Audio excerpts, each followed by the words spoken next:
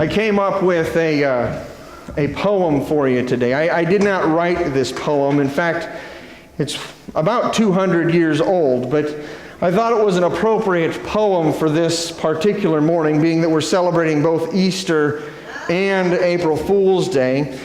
The poem is called The Inquisitive Man. It's by a Russian poet named Ivan Andreevich Krylov. And I might be pronouncing that wrong. His name is Russian. So if you know Russian, and I'd love to hear it actually pronounced correctly. So there you go. But here's how the Inquisitive Man goes. It says, an inquisitive man was one day met by a friend who cordially hailed him. Good morning, my good fellow. And where do you come from? From the Museum of Natural History, where I have just spent 3 hours. I saw everything there was to see and examined it carefully. It was all so astonishingly wonderful, and honestly I am not clever enough to describe the half of it. Nature is certainly wonderful in her rich variety. There are more birds and beasts than I ever dreamed of, not to mention the butterflies, dragonflies, and beetles, some green as emeralds, others as red as coral, and there were tiny little gnats too. Why, really, some of them are smaller than the head of a pin. And of course you saw the elephant. What did you think of him? I'll wager you felt as though you were looking at a mountain. Elephant? Are you quite sure that they have an elephant? Quite sure. Well, old man, don't tell anybody, but the fact is, I didn't notice the elephant. The Inquisitive Man, written in 1814 by the Russian poet Ivan Andreevich Krylov. It became the basis of a saying with which you might be familiar. There's an elephant in the room. It means that there is an obvious problem or a risk that no one is wanting to talk about. No one at all. And it's not just a little problem, it's a big problem. And this morning as we celebrate Easter today, I have to tell you there's an elephant in the room. It's a big one. And it has a name. Its name is Easter. Well, okay, the whole Jesus story, I mean, the whole notion of the tomb being empty is just the very tip of the iceberg. All of Jesus' story is really kind of an elephant if you think about it. I mean, here we have the Son of God, God Himself. He's got a place in heaven, a throne in the throne room of the King, and He becomes human. It's a pretty ridiculous story right off the bat, isn't it? But then you add in the fact that His mom was a virgin. When He grew up, He did miracles. He turned water into wine in an instant. That's not supposed to happen. He fed thousands with just a few loaves and a couple of fish. He healed the sick and the lame and the blind. And He gathered a huge following of people who even thought He was supposed to be the Messiah, the King of Israel. But instead of becoming a king, He died a criminal's death on a cross. As if that wasn't enough, He then came back to life. And He did it all to save us from our sin. It's foolishness, isn't it? I mean, it's absolutely ridiculous. The whole story is foolishness. You'd have to be a fool to believe it. I suppose it's appropriate then that Easter this year is on April Fool's Day, right? Except, well, let me ask you a question. Do you really think the first Christians didn't know this was foolishness? I mean, 1 Corinthians chapter 1, verse 18, the Apostle Paul, he's writing to the people in the church at Corinth. And you have to understand, Paul was a highly educated man. He had been a preeminent Christian missionary. He was writer of nearly half of the New Testament. He grew up learning to read Hebrew and Greek and probably even Aramaic. And I got to be honest with you, I have a hard time reading English sometimes. So the fact that he can read 3 different languages, all of them more difficult than English, that's a big deal.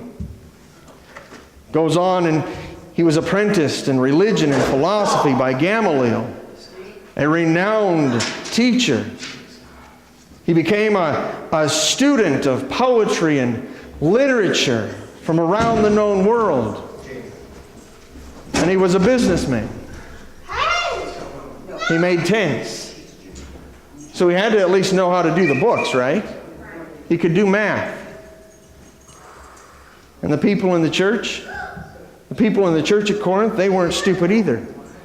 In fact, they were highly affluent. The city of Corinth was a highly affluent center of commerce, and the people in the church there were known for their wealth. It was a cultural hub, and so they were exposed to ideas and philosophies from all around the world. In fact, they were from the Greek culture. And the Greeks, their highest value was the pursuit of wisdom and knowledge. That was what they thought was most important in life. So these guys were nobody's fools. And the words of 1 Corinthians 1:18 are rather astonishing. Paul says, "For the message of the cross is foolishness." 1 Corinthians 1:18, "For the message of the cross is foolishness." The earliest Christians knew full well that the Easter story and everything about the gospel message, that Jesus died on a cross and then rose again, they knew it was foolish. At least that's how it seemed. And what gets my attention about the entire thing, what really grabs me, is the fact that they acknowledged it. In fact, you could even say they embraced it.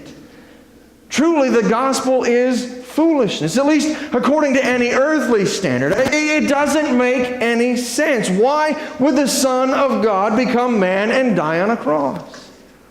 To save us? Do we even need saving?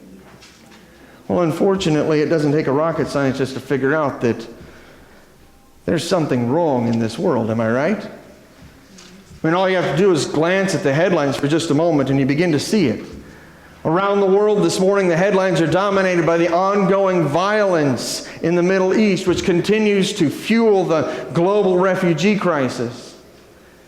A little bit closer to home here in the United States, several school shootings have happened over the last several weeks, and they still talk about that every single news cycle. And the political polarization of our nation, it seems like it reaches a new height every single day.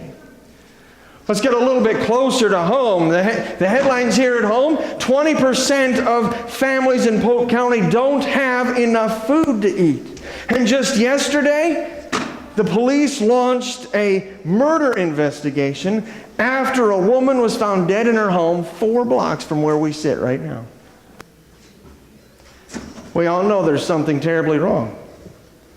And the truth is, if we get right down to it, we all know there's something terribly wrong with us. You and me as well. I mean, we might not be Hitler, right? I don't know anybody here that's that bad. Might not be an axe murderer. I don't know anybody here that does that kind of a thing. But let's face it, who among us hasn't lied once or twice this week?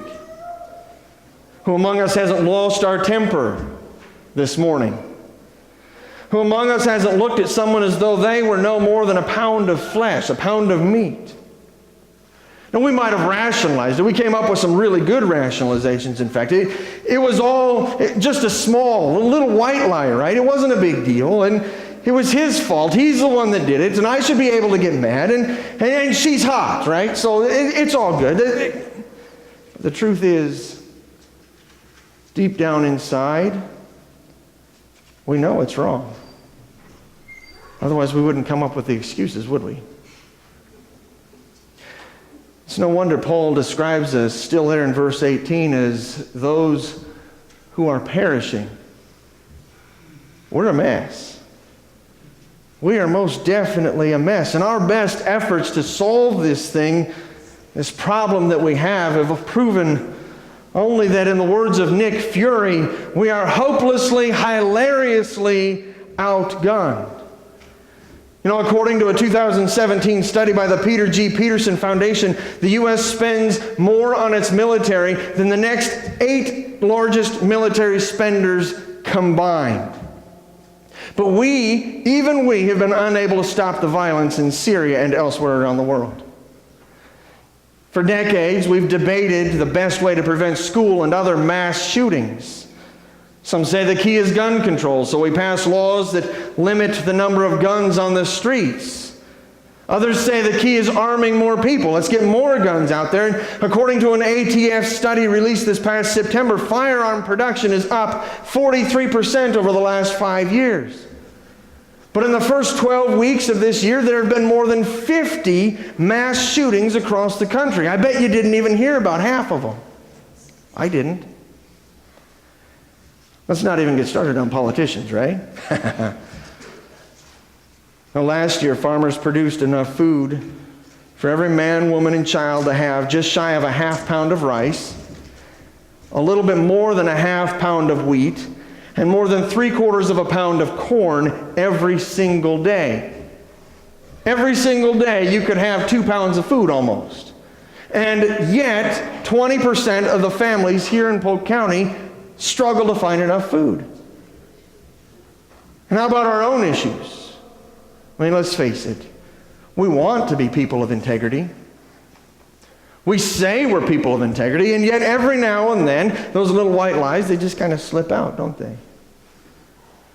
We take a deep breath, we count to 10, we do our very best to control our tempers, but we still lose our cool. We trumpet the intrinsic worth and value of everyone, of every color, every gender, every race, it doesn't matter. But we still catch ourselves ogling that hottie over there, marginalizing people of different colors, lesser mental capacities, smaller size. Paul's rhetorical questions in verse 20 then sting a little bit. He says, where is the philosopher? Where is the scholar? Where is the debater of this age? These were supposed to be the ones who would solve these issues. In fact, even 500 years before Paul wrote these words, the Athenian statesman Aristides quipped that there was on every street corner in Corinth a so-called wise man who had figured out the solution to all of the world's problems. He could fix every last one. The truth is, we have no shortage of so-called wisdom in this world. Precious little good that's done for us. But instead, Paul lamented, hasn't God made the world's wisdom foolish? It was his way of saying what we all already know. Our way isn't working. A bigger military hasn't made us more secure. More or less guns hasn't made us more safe. Politicians, hunger, sin. The gospel may be foolishness, but the truth is our way isn't working. When I was a kid, I enjoyed modeling. Does anybody else ever make models, or did you ever make models as a kid? Yeah, a few of us. Awesome. I'll tell you what I did not enjoy. I did not enjoy reading directions. Anybody else have that problem?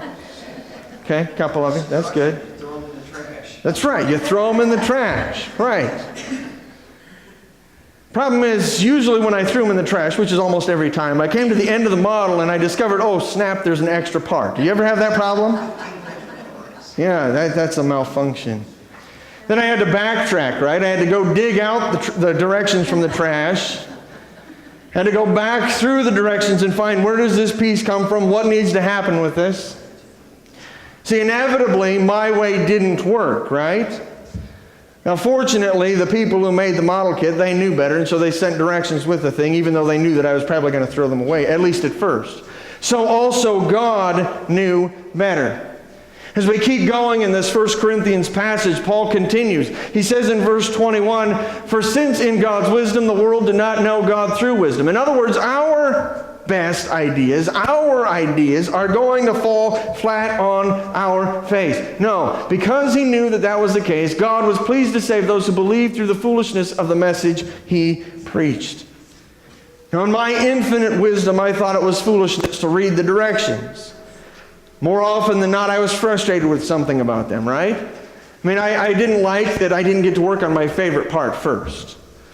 I didn't like that it wasn't coming together quickly enough. I didn't understand how this little piece went in here and formed that. I didn't get it all. It didn't make any sense to me. And so I got frustrated with it.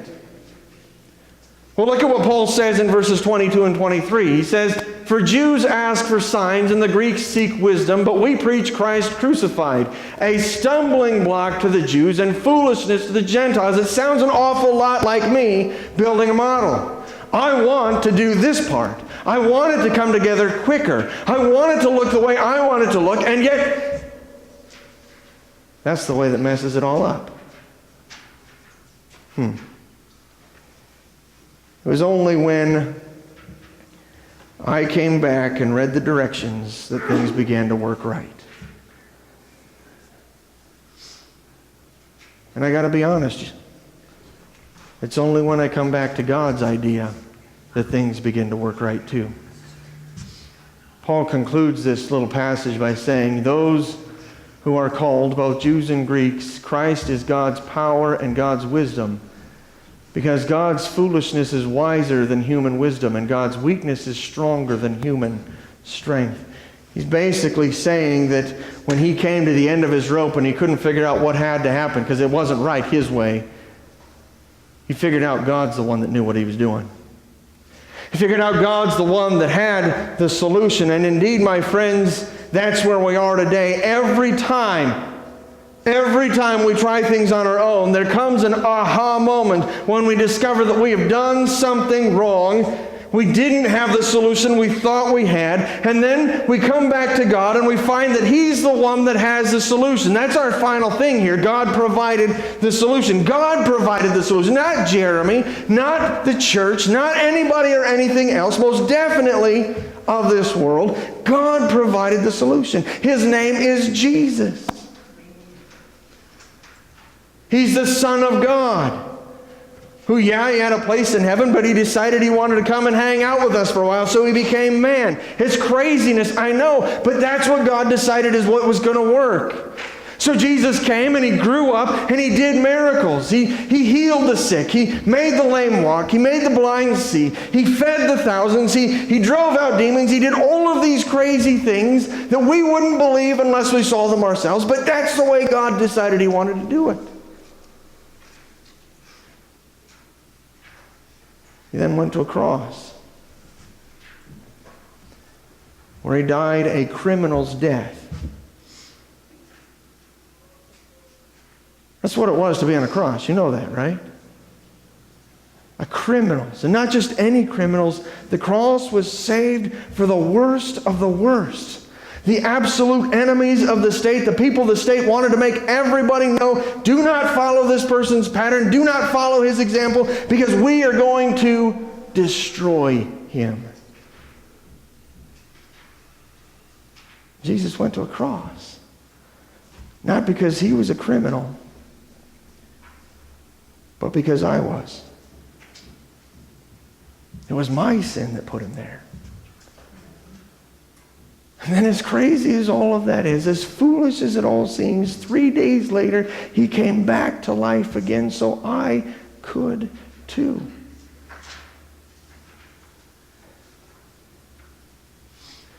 It's foolishness.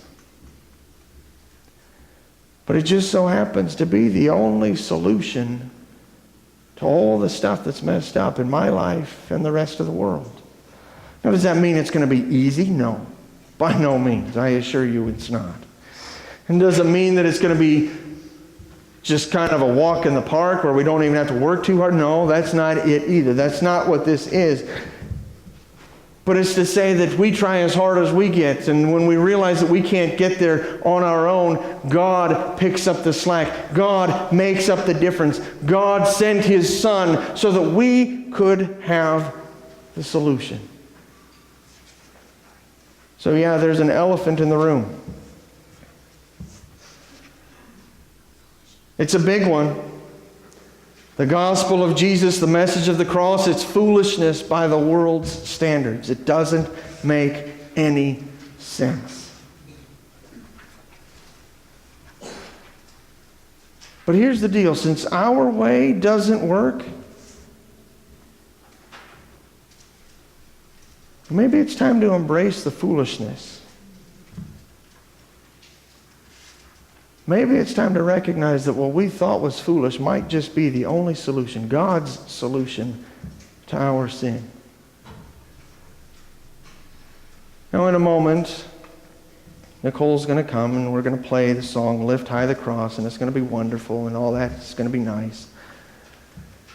I was harassing her the other day because she wanted to sing this song, and I was telling her, no, it's not an Easter song because it's talking about the cross. Easter is about the resurrection. The cross is about the crucifixion. You can't sing Lift High the Cross on Easter. But the truth is,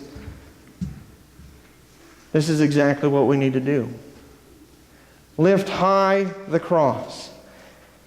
It's a statement, a proclamation, much as the one that Paul gave, that yes, the gospel is foolish, but I still claim it as the one and only solution to my sin. Do you claim it for the one and only solution of yours? If you want to, I'd invite you to pray with me. Lord Jesus, it doesn't make any sense to me why you would come as a person, a man, much less go to the cross, much less come back from the dead. It's foolishness to me.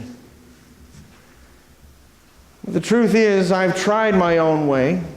I've done my own thing, and every single time I keep coming back to the same exact place again. My way doesn't work. So today, Lord, I want to try your way. Would you forgive me of my sin? More importantly, would you empower me to have victory over that sin? Would you empower me to see the change that I so long to see in my own life and in the world around me? Would you empower me?